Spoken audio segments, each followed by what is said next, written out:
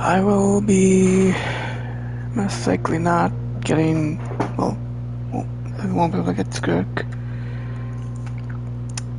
till the next rerun.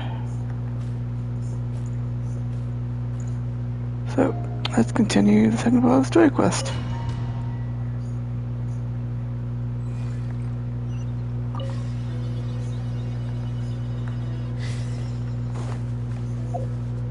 Please tell me I can quick kill either completely forgot that he's dead. Oh, almost dead. There we go. There we go, he's fire.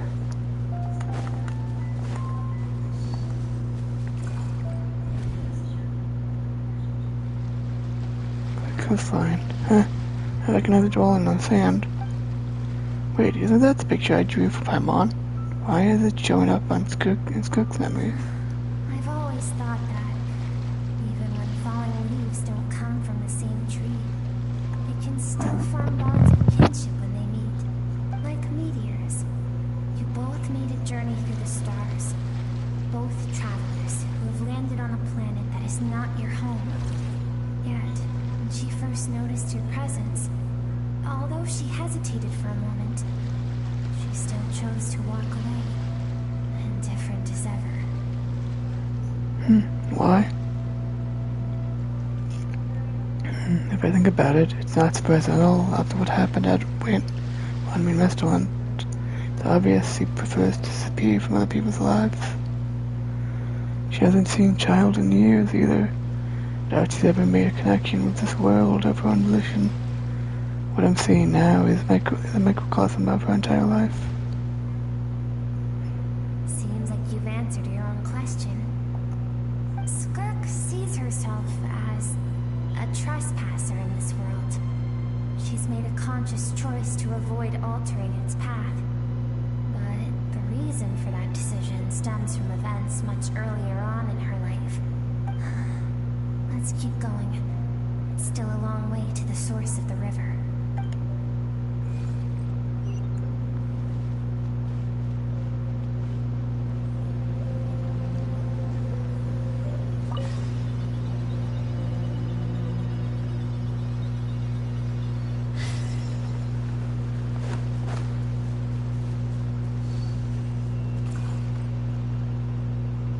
Now have what it takes to wield immense power. From this day forth, I shall teach you no more. Yes. No one can become a worthy warrior through imitation alone. I have given you fangs and claws. Now, you must learn to hunt. You wish me to travel the world beyond on my own, Master? Indeed. Make new friends. Embark on your own journey, and piece together a new future from the shattered remnants of your past. We will still have contact through the abyss, but know this. One day, I will take the life you worked so hard to rebuild, and reduce it to ashes. Just like the fire that haunts your mind. Oh, she's an ass, my word. No wonder she freaking refused to interact with the bat. Why do you do that? I have told you before, fear is the catalyst for human evolution. You have tasted loss. You have known fear, so deep it can be felt in the bones. But as living beings, we all have an instinct to detach from that which harms us. And thus, pain dampens over time, and the acrid taste of fear becomes but a distant memory. Yet now, I have bestowed upon you the gift of fear eternal. It will drown you in the nightmare of your childhood, or it shall drive you to defeat me, whatever the cost. That figure next to Skirk looks familiar, right? It's all the same figure during the battle against all-devouring Narwhal. That is what Skirk's master, the foul Sertologi, looked like at one point in time. At one point in time? Of course,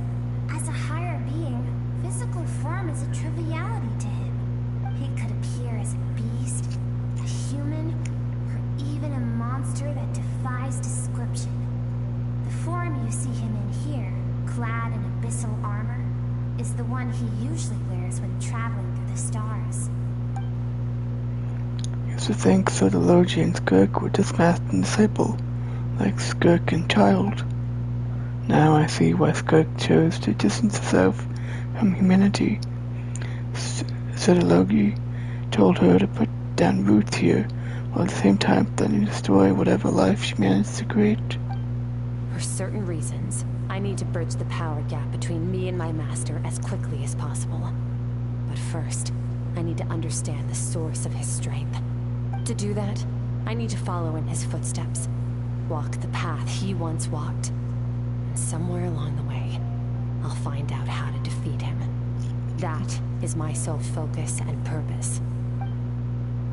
So, that's what they meant. But I still don't understand why Sotology would do that. When he said, I didn't pick up on a conflict between them. I'll let you in on a little secret.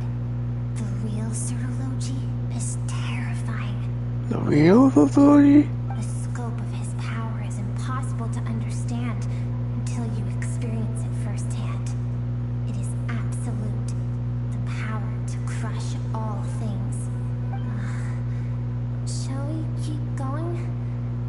Let's see. We're about halfway there. Only halfway? Are they already halfway?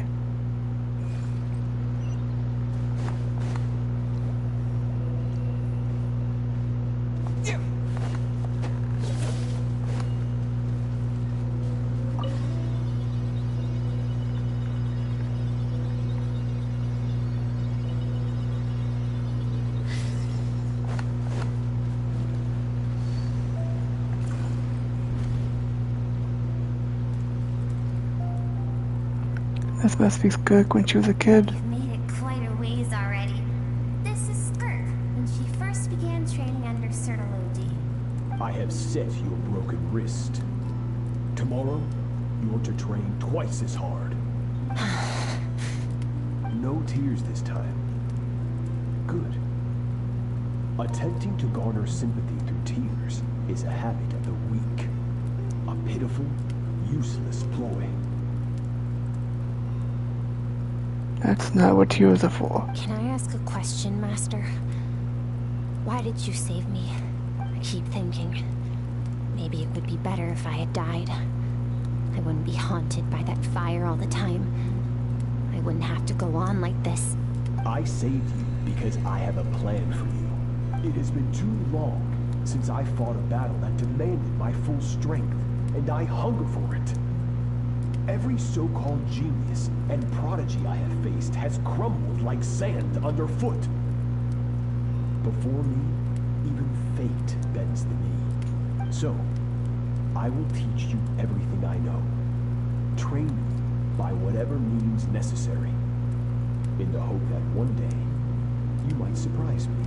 But I don't want to draw my sword against you, Master. What you want matters little. Among the boundless sea of stars, the cries of the weak are but faint murmurs that disappear into the void. You of all people know that well. Yes, Master. From that day forward, all she knew was grueling training, emptiness, and fatigue. After some time, her talent bloomed, and she gained control over her emotions, like her master.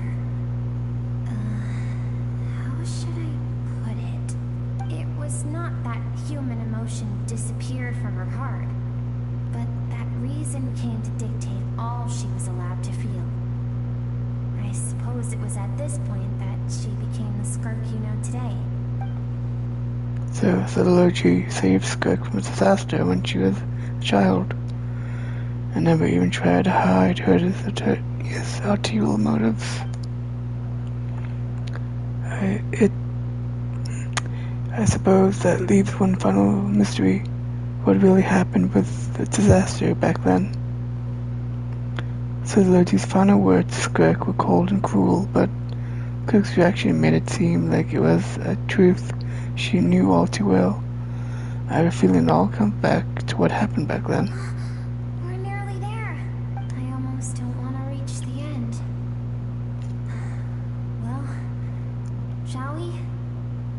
This is the final stretch. Sure, sort of thing.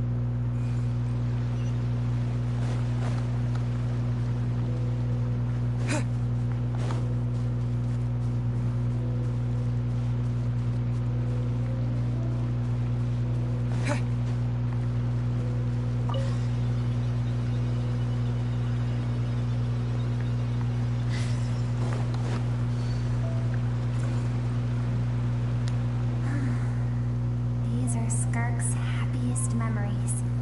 What a simple and carefree time it was. Wisps of clouds dotted the sky. The sun bathed everything in golden light. And when song filled the air, not even the shyest of flowers could resist swaying along. This is Skirk's homeland. She was so curious about everything as a child. Always skipping school to go exploring instead. That's not good. Oh yeah, a good pushing of people a bit off, just learning as they go rather than school. That's how freaking people have been doing things for centuries. When you look at human history, it's long, very long, and saying no children in school is rather new when you look at the entirety of history. There was so much to discover. The treasures at the bottom of the sea, the secrets beyond the stars, and that merchant ship packed with adults wearing those strange clothes. Yes, the ship. That was the beginning of the end. It was a spaceship. When it arrived, the people that disembarked wore smiles on their faces and spoke of friendship. They claimed to be merchants from a neighboring planet, looking to establish trade. Okay, that'd be really cool. Skirk's parents, her relatives, her neighbors, everyone welcomed the newcomers with open arms and allowed them to explore the planet. To them, the visitors were guests and should be treated with hospitality. No one had any idea of what was to come. Several months later, an army of unknown origin arrived without warning and carried out a ruthless campaign to destroy everything and everyone on the planet. What would be the point of that? Skirk had skipped school that day, like so many times before, so she was not caught in the immediate wave of destruction. But when she came home that day, only fire and ruin awaited her. Countless people cried out to her for help. People she knew and loved. Friends and relatives. The little girl who lived next door.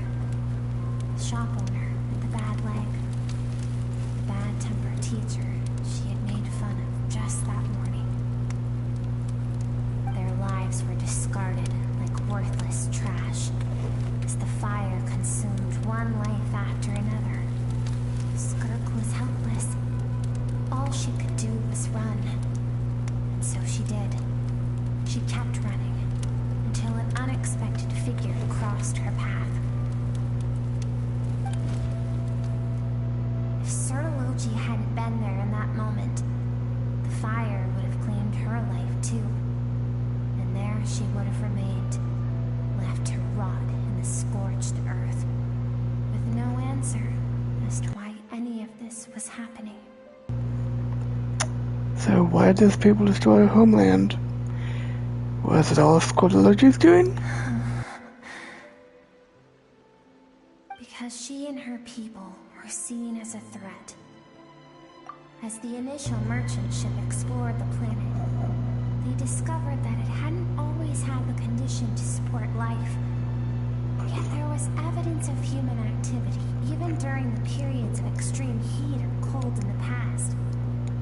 Further research revealed that, over time, people of this planet had evolved the ability to adapt to any type of environment or energy source. For that reason, the outsiders viewed them as a potential threat and decided to eliminate them before the threat could rear its head. And so, the army was called, and the so-called danger was wiped from the face of the planet.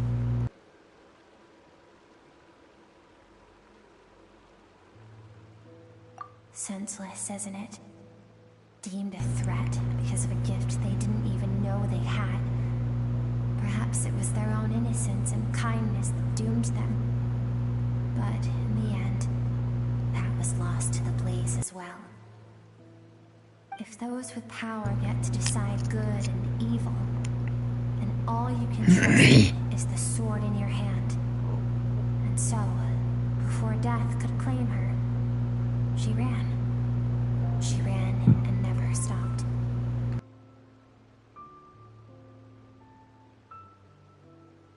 No one wants to relive their most painful moments. Well, that brings us to the end of the story. This is as far as we can go. Skirk is waiting over there. For both of us. Let's go to her. It's time to fulfill my purpose. And my greatest wish over all these years.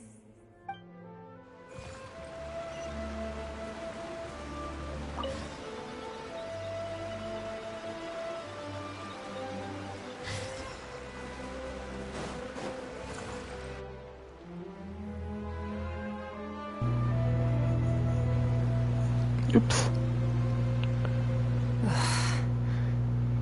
So all this, just so you could bring him here. Yes, but what is this creature? Is it your childhood innocence or something? I have things to say to you. Well, to me. I want someone to witness our reconciliation, even if it takes an argument to get there. And he's the best choice in this moment. Then you must be Skirk's childhood? Her suppressed emotional self. The version of herself she keeps locked in the recesses of her mind, stifled by reason. Ugh. Poor girl. Like, that's not a good thing. It's practically like, some Star Trek, civilization, I forget the name. All those rejected impulses, those discarded aspects of your past selves, they are a part of me now. I am who you used to be. Someone you have refused to face for too long. So, I came to face you instead. You're wrong. I've faced you all along. And that's exactly why I keep you locked here.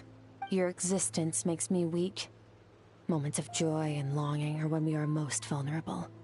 Don't forget, it was a penchant for goodness over reason that doomed our homeland in the first place. The vastness of the universe renders everything insignificant. Our feelings most of all. Even so, learning from the mistakes of the past doesn't have to mean erasing everything. Strip yourself of your so-called weaknesses, emotions like kindness and empathy, and what makes you any different from the ruthless soldiers who slaughtered our people? The difference is that I'm doing what is right, what is necessary. I allow you to exist, but with limited freedom. That is the greatest kindness I can offer. I have shouldered everything you couldn't carry. I rose above the numbness and emptiness, and it was cold, unfeeling reason that brought me this far. It made me who I am. It made me strong. That is the problem. I want to shoulder those things together. On the grand scale of the entire universe, maybe our feelings are vanishingly small, but why should that mean they don't matter? Emotion gives warmth to the cold expanse of space. It gives meaning to the world around us. Think back to those nights of gazing at the stars, those afternoons of exploring the unknown. Think back, and let them grant you peace. A brief respite from the pressure you put on yourself. That isn't what we need. It's exactly what we need. Aren't you curious about why recovering your strength has taken longer than normal this time? Finally, you get to the important part. That is the only answer I came here to find. Then look around. Look at your inner world. You cast aside your dreams and curiosity, and in doing so, you lost your original motivation. You severed all connection to who you used to be, so you can no longer draw strength from your past. Now, the only things driving you forward are fear and survivor's guilt. But these cannot take you far enough. And so, this river, the source of your strength, grows more polluted by the day. And you think that means I should seek help from a weak little thing like you?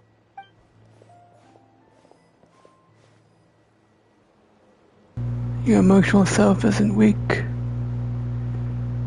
Yeah, well, probably not spiritually or what have you, but physically. But being emotional is not weak. In fact, people believe that is ridiculous.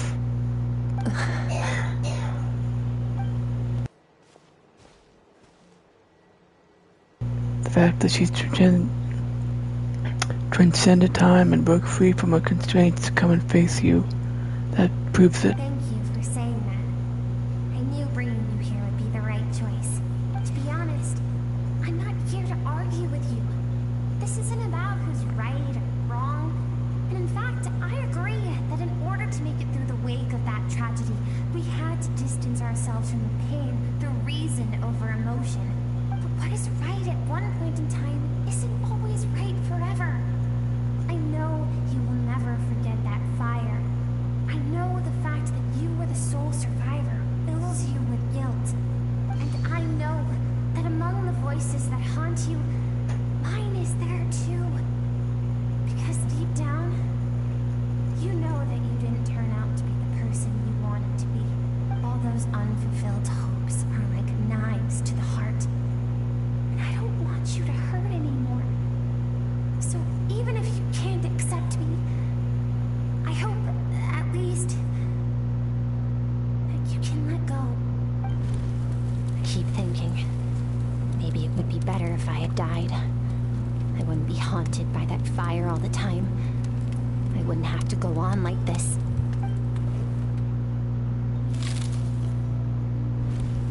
Your dad and I, we're not afraid to stare death in the face, but we need you to survive.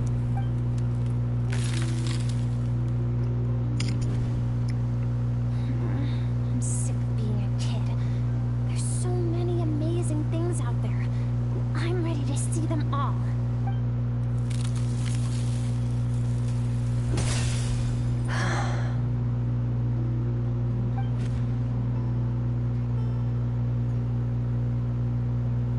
I remember. There was a song Mom and Dad always sang when we went out to fetch water. Dancing water. The sand along your path is begging for your song and movement. Will you carry this burden with you on your journey? I am not the dancing water, and you are not the burdensome sand. But if this is your wish, then I will carry you with me until the end. Thank you. I should be thanking you.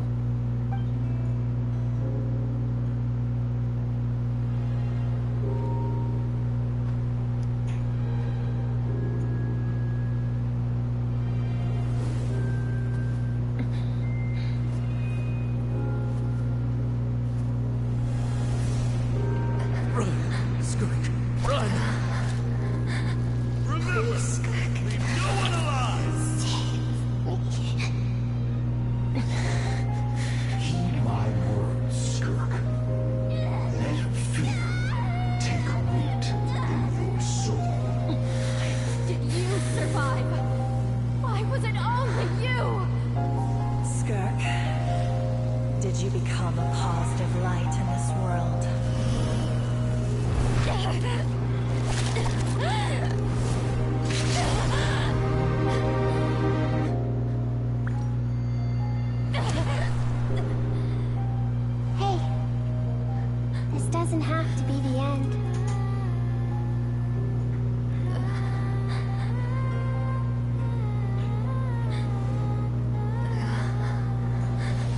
is a gift. Don't let darkness claim it.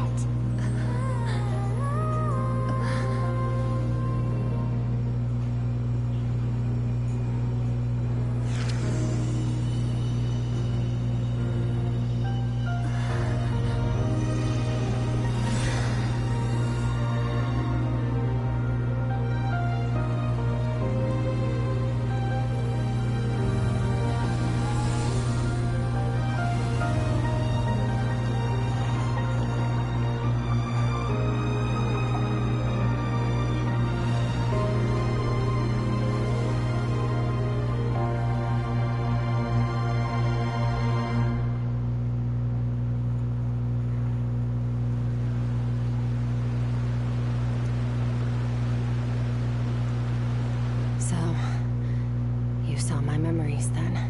Of course. I once asked my master if survival of the strongest was the law of the universe. Of course he'd think He that. said no. But in a world without order, those with no moral boundaries tend to be the ones who survive.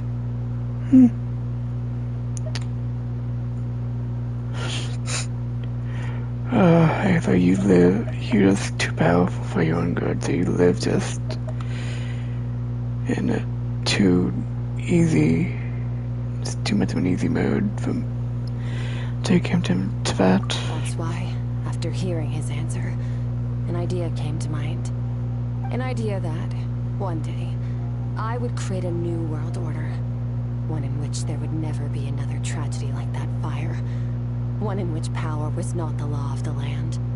But that means I must defeat him. Because my master, Sertologi, is, at the core, a defier of all rules and order. Sounds like you have your work cut out for you. Yes.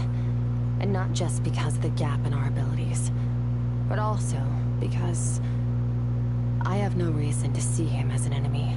Although his decision to train me was not made out of kindness, he did everything a master should. He saved my life, taught me the sword and the principles of strength. And for that, I respect him. But he intends to face you in battle one day. I know. And it's not something I want. But Master never goes back on his word. I have to treat everything he says as a promise. He's no longer into that. But he sends me messages through the abyss every now and then. Most of them are simple greetings, or an answer to one of my questions.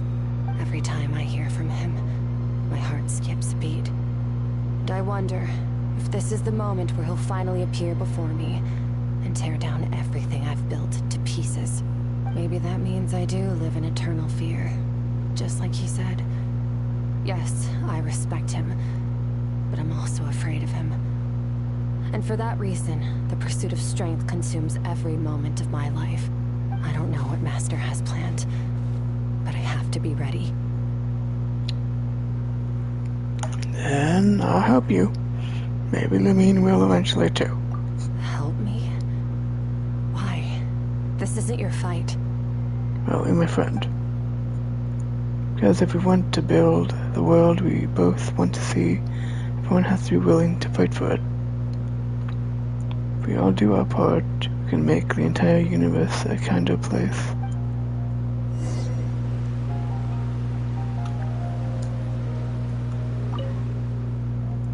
Skirk gazes into the distant sky. There's nothing else to do here. Should we leave? Yep.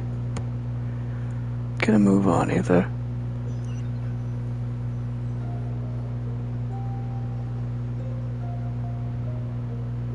Oh, you're finally awake. Excuse me, finally awake? How long has it been? Honestly, Paimon was gone for like 2 seconds and then she comes back and finds you both unconscious?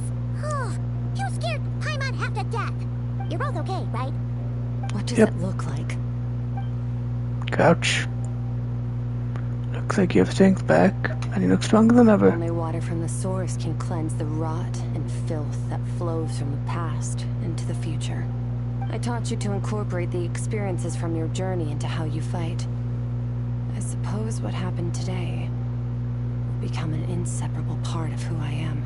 Good. Okay, so Paimon feels like she's missing some important context. But whatever. Paimon brought back tons of delicious snacks.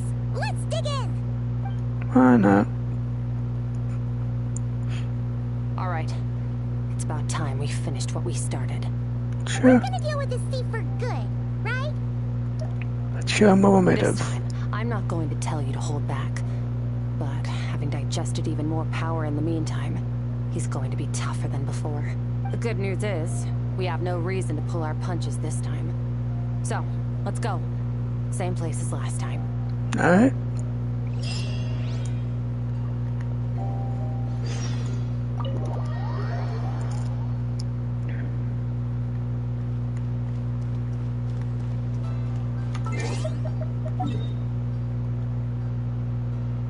Same place as last time, just outside the chasm for some reason.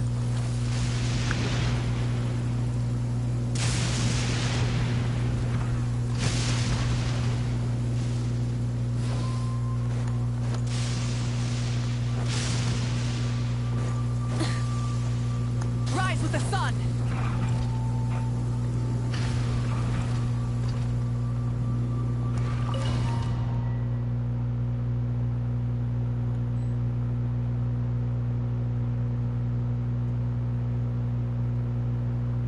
The fog is gone!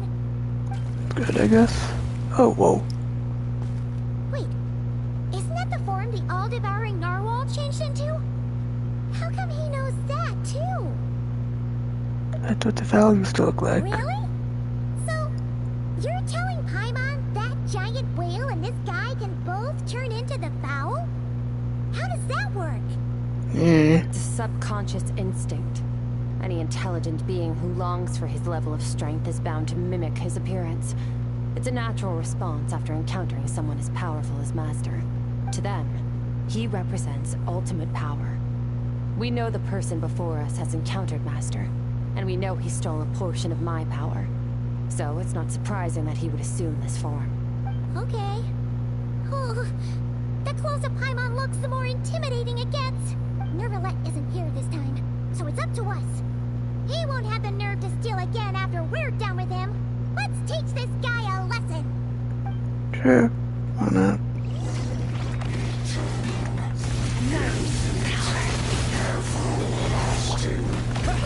Wipe out!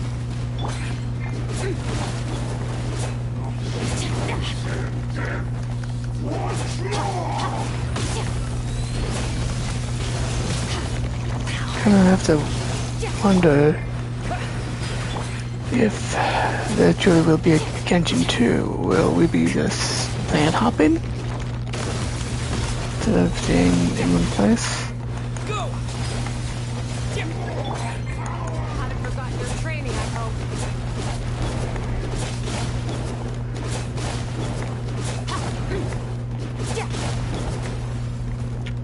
Extinguish! Mine to wield.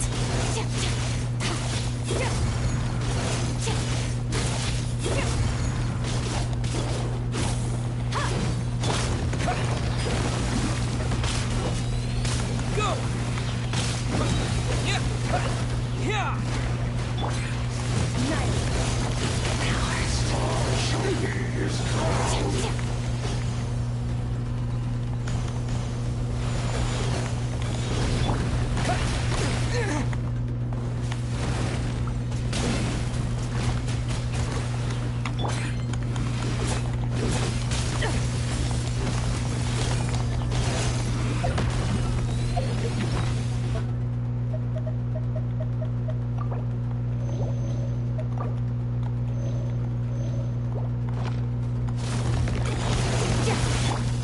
Water jet! Go! Bombs away! Water jet! Extinguish!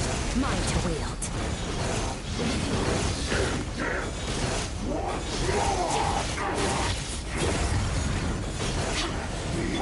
This world.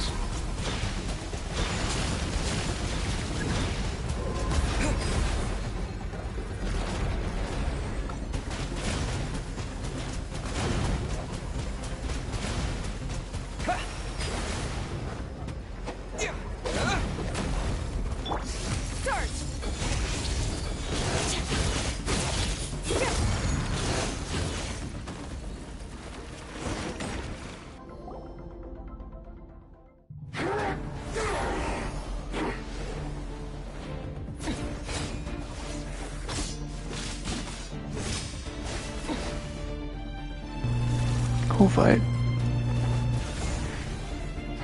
Would be nice if they at the top. Haven't had enough of my power.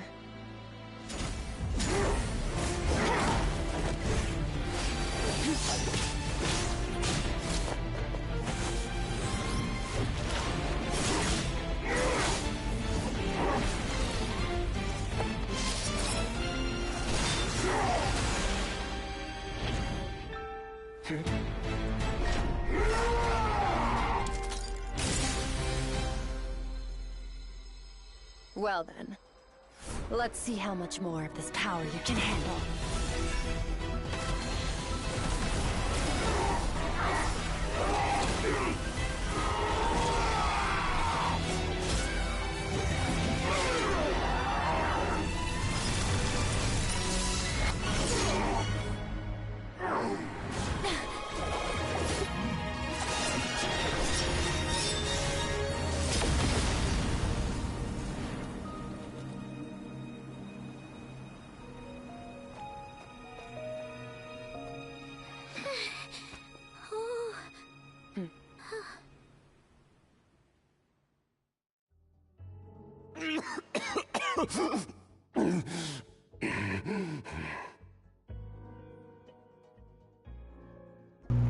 Of course, it's Conrian. Well, have you come to your senses? You saw that my body was at its limit. So, you deliberately channeled your power into me, knowing that it would destroy my shell from within. Such power. Such keen battle instincts. So, you must be... Skirk, Sertologi's disciple. How long has it been? How long has he been away from Tevat? Hundreds of years. Hundreds? Sorry. It's a lot to take in. I should introduce myself. I am Skofnunga, a friend of your master and one of his followers. This is the first time I've heard your name, Skirk. But hundreds of years ago, I knew you existed. And I knew you would come here. Hundreds of years ago? Yeah, keep up, Paimon. Remember? Aelia was asleep for 500 years? So, 500 years ago was the Conrian Cataclysm? Chances are, Sertologi probably left around then. Sounds like you and Master have quite the history. Care to tell us about it? Of course. Might as well take advantage of a clear head while I can. The story starts a long, long time ago. I was born into a noble family in Conria. As the eldest son, I was set to inherit our title. But I contracted an incurable illness as a child, and everyone gave up on me. I trained the sword harder than anyone else, defeated all of my peers. But it was all in vain. When other people looked at me, all I saw in their eyes was pity, or a strange glee in my misfortune. Even my parents were just waiting for me to die. Over time, my heart hardened, and I became aimless. That was the point where I met your master, Sertologi. We were similar in age, but different in background. He was born in prison, the son of criminals who had been sentenced to death. He spent his childhood wandering the streets, facing more criticism than the literary works in the Universitas Magistrorum. Yet, he always wore a smile on his face, as if kindness and malice were one and the same, and he could not see the difference. I still remember what he said to me when we first met. You need to fight to survive. Even if it's a losing battle, it should light a fire under you. How can you sit back like this and go down without a fight? That does sound like something he would say. He was the first to acknowledge that I was worth something, and he inspired me to keep going. When we sparred together, it was the first time I'd actually felt the thrill of combat. When I was 10, he stole forbidden research materials and managed to cure my illness. It was like there was nothing in this world he couldn't accomplish. When it came to the human form, he was always intent on pushing the boundaries of possibility. But somewhere along the way, I fell behind. My talents were nothing compared to his, and at some point, I realized he had pulled so far ahead, I was too embarrassed to even ask him to spar. After his grand endeavor was successful, he sought me out and said to me, "This planet no longer holds anything of interest to me, so I'm leaving. But first, I have an offer. I can use a power I have just refined to break the curse of immortality for you." Okay, so this was just after the economy crisis. A ton of them ended up with immortality.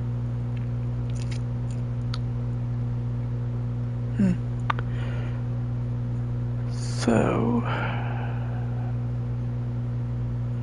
wonder how long it'll be till we learn what really is going on. Your death was once what we worked so hard to prevent. But the immortality you now face is a different kind of pain altogether. I'll pass. Immortality doesn't sound so bad to me.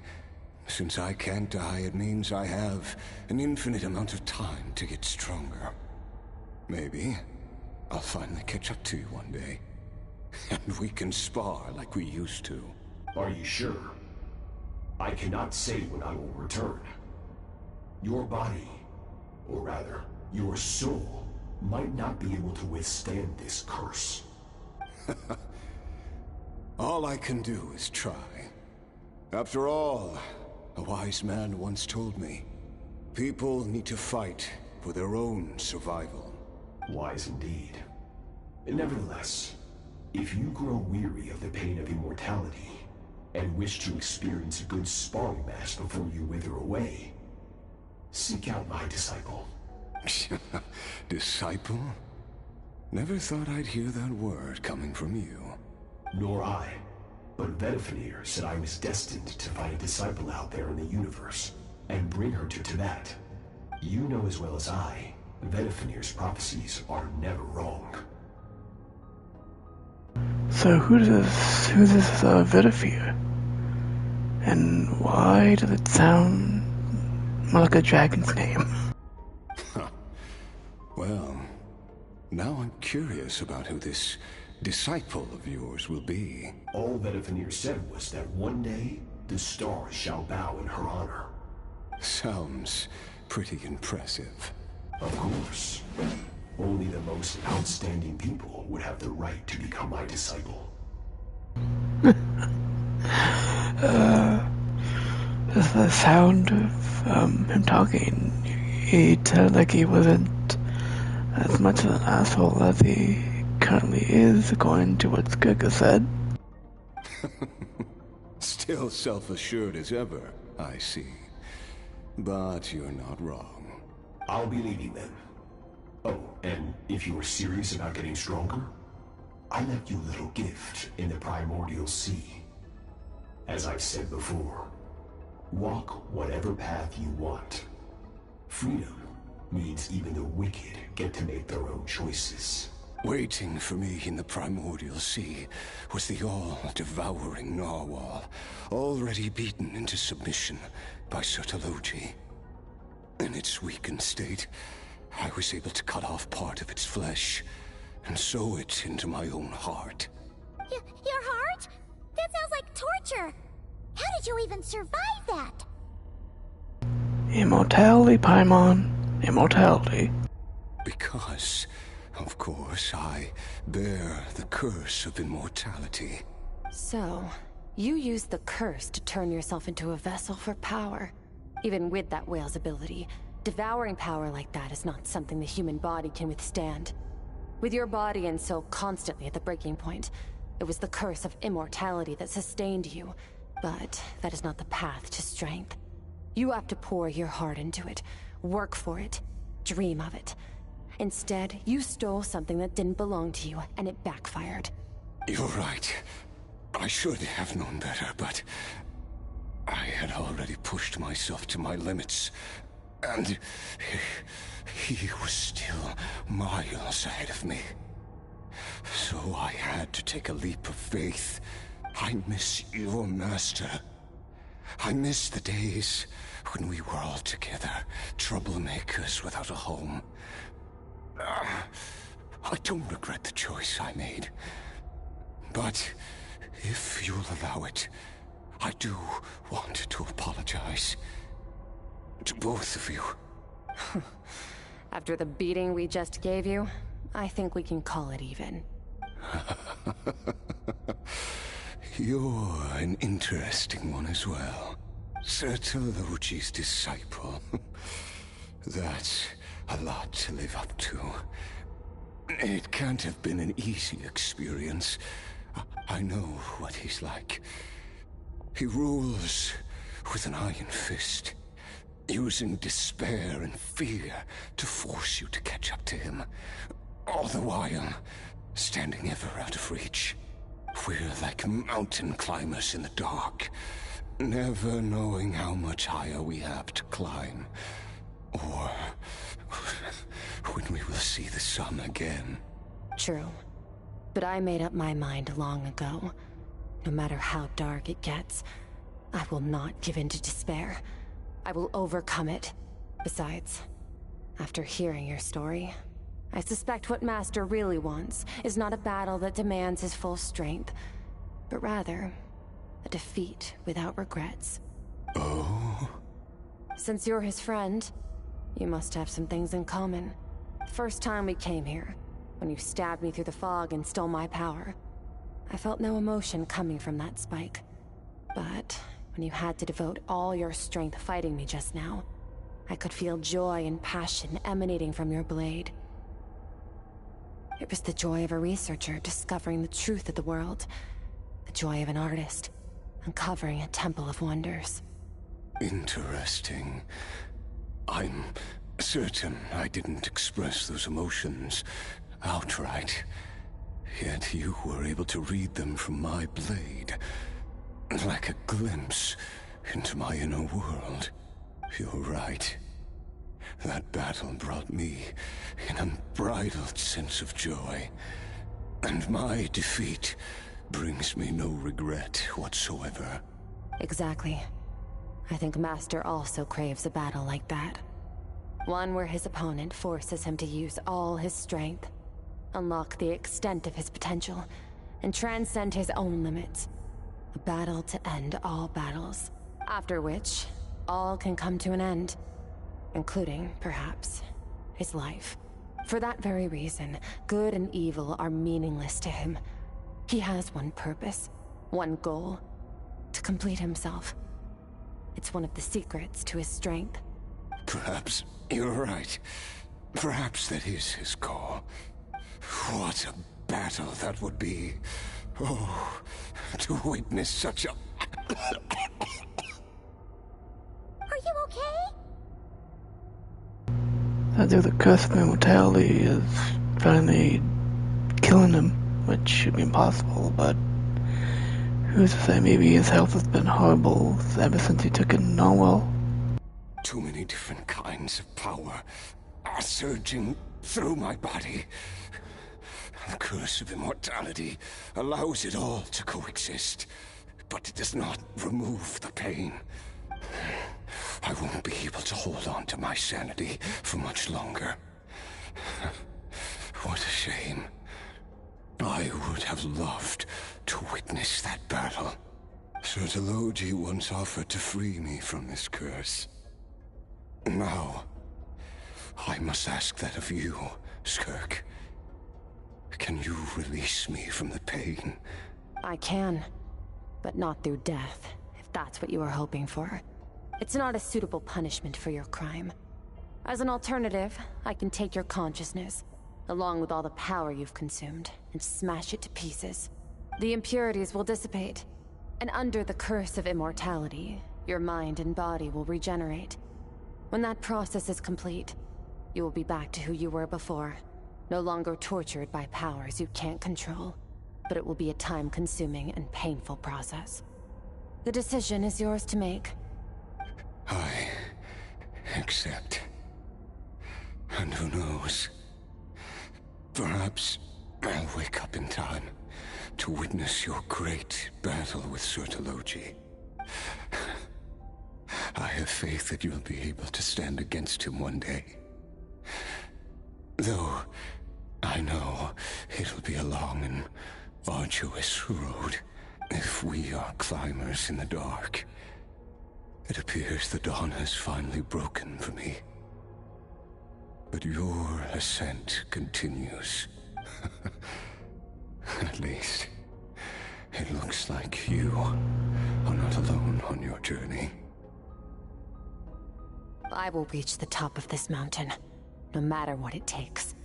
And you, Skofnunger, will be my witness at the end of all things. That's finally over. Let's get out of here. Quite an interesting bit. At least we don't have to make a mad dash for the exit like last time. True.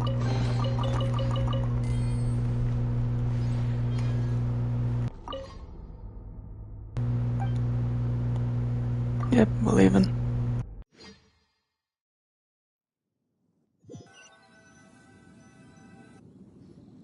We did it! Oh, it's only been a few days, but it feels like forever. Once again, we've proved there's nothing we can't overcome. We're just that awesome. I didn't even break a sweat. Wow, you sound even more confident than usual. Guess you really have become stronger. Today sure went by fast. It's night already. Oh wait, that reminds Paimon. The stars you mentioned, the ones that died out, are they back now? Yes. The power Skofnunger stole has been returned. So, the stars have regained their light. Great! Huh, it's crazy that you even noticed their light was gone. There are so many stars in the sky. If a few disappeared, Paimon definitely wouldn't be able to tell. I suppose it's because I have gazed upon this sky for centuries. The false stars, hanging in the meticulously planned sky, glittering with rotten light. It's not real. And yet, it is for that very reason that I can look upon it and enjoy the momentary peace it brings. Though it is beautiful, even if it's fake. Even the most beautiful of bubbles has to burst. We will return to the real universe one day, whether of our own volition or not. What do you mean by that? Time marches ever forward. Even the innocent and naive will taste life's bitterness. Yet through hardship, we grow, until we learn to seize the sands of time for ourselves, and uncover our true strength. Though we gaze upon a false sky, its vastness and majesty is palpable. One can only wonder, what is it going to take for kindness to reign supreme in the vast expanse of the universe? Ugh, this is all going over Paimon's head. But if she knows one thing, it's that the Traveler always finds a way. Let's hope Aether does. Ever since we met, he has filled Paimon's days with happiness. No matter how tough things get, he always finds a way to make it better. If it's too big a job for one person, then we'll do it with 2. And if 2's still not enough, then 3. We've met so many amazing friends and accomplished so many amazing things. As long as we don't give up, we can make any wish come true. I suppose when it comes to you, anything is possible. Well, I should be going. Now that my power is no longer isolated from my emotions, I need more practice to get used to it. When will we meet again? I suppose fate will decide. Maybe we'll bump into each other on the street. Or maybe we'll reunite on a different planet entirely. Maybe Genshin 2. Sooner or later, we're probably gonna get something. Regardless, reunions and partings are but passing moments. More than anything, I hope that at the end of this journey, wherever it takes us, we stand in a world reborn. One without war, pain, or forced partings. One where new life can bloom, even where there was once nothing but scorched earth. For this, we must all work to become stronger. Of course. Master. If that's what you want to call me, I won't object. Goodbye. See ya. See you next time. Bye!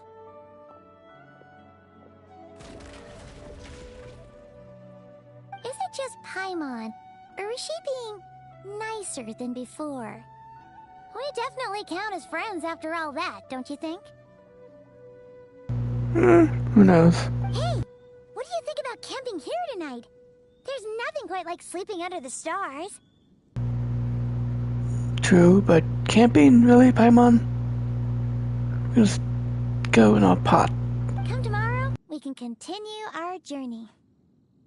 Oh, and since Paimon treated you to that super nice meal at Wanmin Restaurant, it's about time you returned the favor. And now it's done. Though I really have to wonder. Does this quest take place before we ever enter Netland? Because throughout that entire train arc, we never used fire once. Well, pyro once. It's very interesting. What? At all? And I bet I will be streaming Kingdom Hearts, probably Halloween Town, and maybe Nibleland? Goodbye? Well, maybe bye.